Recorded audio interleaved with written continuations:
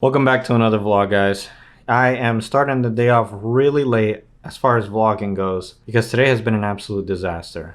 24 hours before closing, and now this.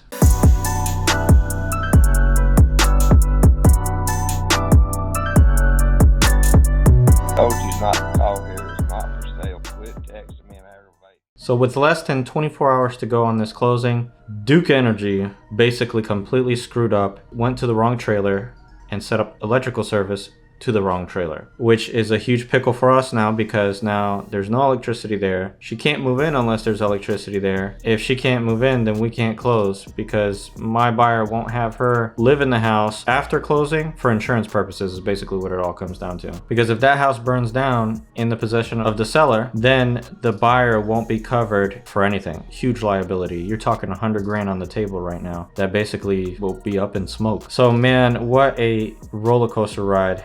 So what me and my partner decided to do is we're gonna put her in a hotel for the weekend. Hopefully after all this, settles down, she'll be in the hotel for a couple of days while they put the power on her new place. I'm also gonna pick up all her other stuff that she still has over there and I'm gonna deliver it to her new place. So that was definitely a huge curveball thrown out of nowhere, but as always, as a wholesaler, you gotta just figure out a solution for your problem. That's the only way that you're gonna be able to truly get things rolling. That's the only way you're gonna keep things rolling, is by just figuring out solutions to the problems that you have in front of you. So for the rest of the day, that's all I've been taking care of. Also been trying to rearrange some marketing. We're thinking about doing something a little bit different. Also, we did pick up a couple of properties on the contract today as well. I think we only got one property. It was just a vacant lot. So that definitely has been going pretty good, picking up some of these lots. I was able to sign some of the lots that I already had, coordinate this closing and the other closing that I have, plus another closing that I have. So 3 closings within a few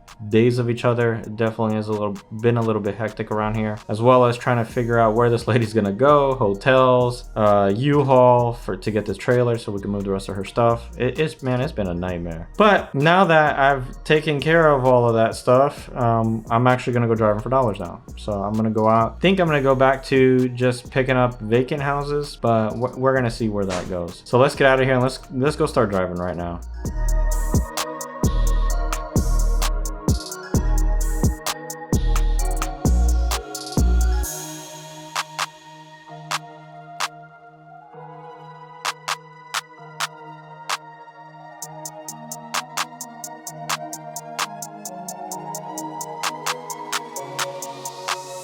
Alright, so you guys got to see me go out and drive. I didn't really have a lot of action to record while I was driving. I did pick up about 45 properties. This time around, I'm only picking up vacant properties. I'm actively going around picking up every single vacant property that I can find. That way I can build a brand new vacant house list. I have already previously made several vacant house lists, but this time I'm actually going to dedicate an entire week of just driving for dollars after I get this lady moved tomorrow. I'm really excited about getting her moved tomorrow. Even though we're gonna put her up in a hotel instead of actually moving into her trailer, I'm still very excited about it because we're finally gonna close on the property. My buyer's finally gonna take possession of this property, and I'm gonna go through there and show you guys what it's gonna look like when it's done.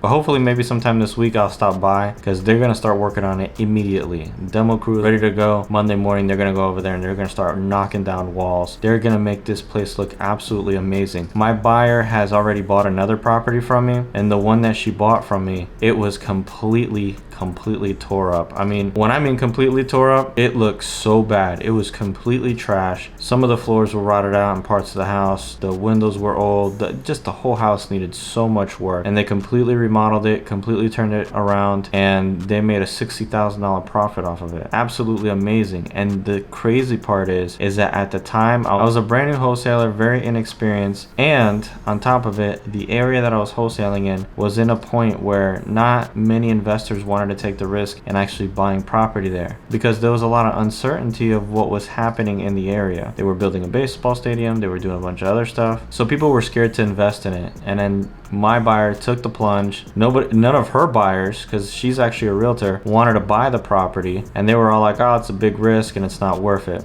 Now, because she took that risk, You really got to put yourself out there sometimes. She took that risk, and now other investors are paying her to manage their flips. They're paying her to consult on whether they should buy certain properties or not, which is, you know, fantastic. That's how really you get to be a good wholesaler, by networking with other investors and taking risk, putting yourself out there. I remember I used to believe that the only way that you get ahead in life is the connections that you might already have, but you can't make those connections unless you go out there and actively make connections with people that are, you know, involved in the business. I have a lot of cool people that I've met over the past 2 years of wholesaling that I would have never met otherwise. They know me, they know who I am, they know what I do, yet they always contact me in the end for whatever reason, whether it's advice, questions, or even seasoned investors call me up to see what my thoughts are on certain properties or certain areas or certain things that are happening. And then they ask me, hey, where are you targeting? Hey, you want to call this vacant house I saw down the street from my house? These guys, they don't want to do any of this work. This is a lot of work. It's a lot of work being a wholesaler. This is not for everybody.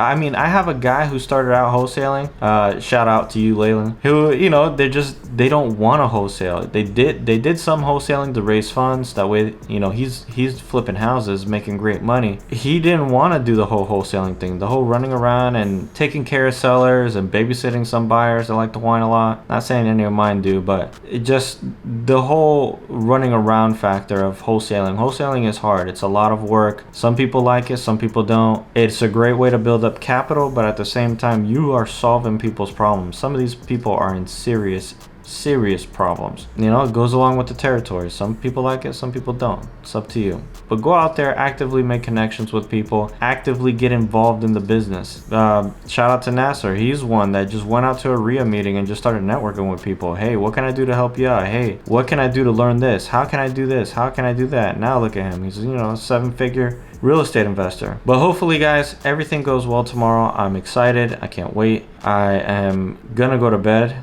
It's been a very long day, lots of headaches, the usual day of an investor. Nothing new really with all these headaches. In reality, I feel like not doing an owner-occupied property for a little while so I can kind of get my head straight, just because so much time was involved in this. But I appreciate you guys watching. I hope you enjoyed this video, and I will see you guys on the next vlog.